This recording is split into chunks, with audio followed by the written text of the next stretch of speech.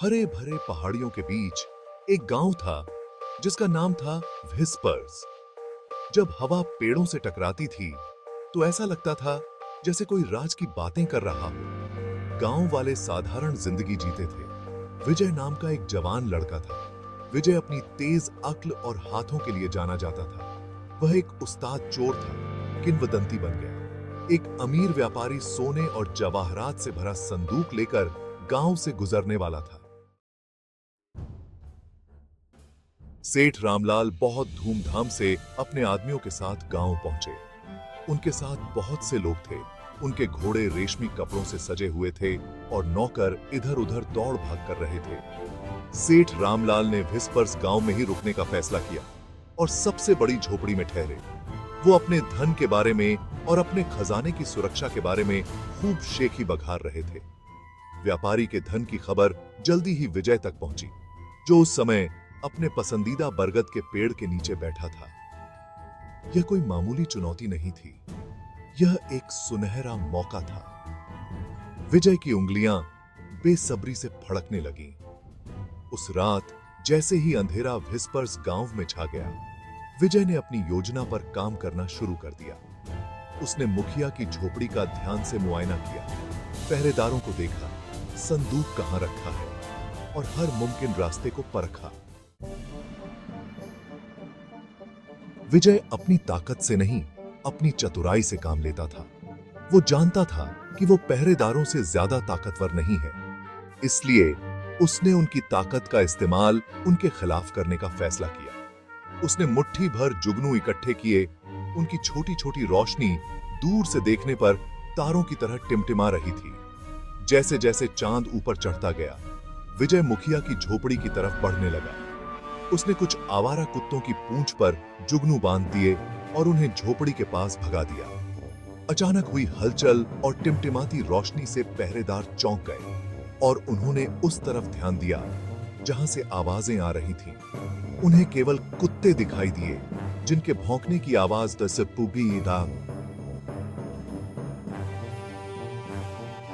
रात के सन्नाटे में गूंज रही थी। यही विजय का मौका था।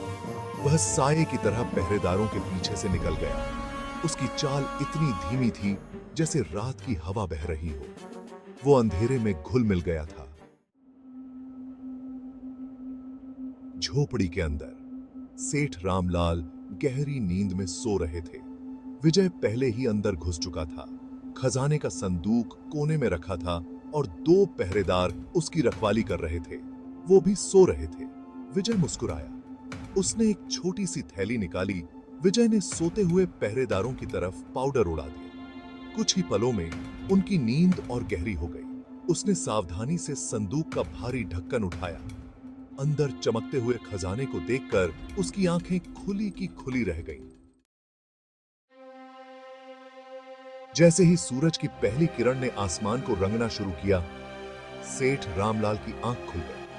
वह आलस से उठे, अपने कीमती खजाने को देखने के लिए उत्सुक थे। लेकिन जैसे ही उनकी नजर खुले हुए संदूक पर पड़ी, उनके पैरों तले जमीन खिसक गई।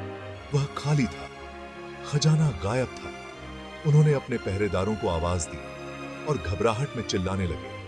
चोरी की खबर जंगल की आग की तरह पूरे व्हिस्पर्स गांव में फैल गई। गांव वाले मुखिया की झोपड़ी के बाहर इकट्ठा हो गए। उनके चेहरों पर हैरानी और अविश्वास साफ दिखाई दे रहा था।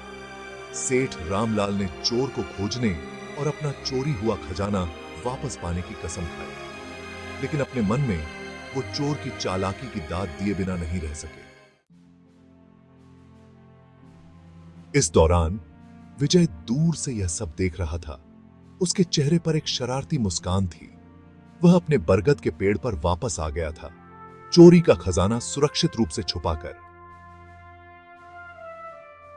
उसने मुखिया के दरवाजे पर एक सोने का सिक्का छोड़ दिया था, जो उसके आने की निशानी थी। यह चोरी व्हिस्पर्स गांव में एक किंवदंती बन गई, एक ऐसी कहानी जो लोगों ने एक दूसरे को सुनाई और आने वाली पीढ़ियों को भी बताई। विजय का नाम चालाकी और साहस का प्रतीक बन गया।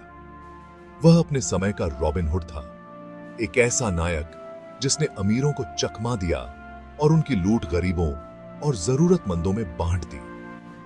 और इस तरह व्हिस्पर्स गांव अपनी शांतिपूर्ण जिंदगी जीता रहा। उसके राज हवा में तैरते रहे। हमेशा के लिए उस्ताद चोर विजय की कहानी से जुड़े रहे।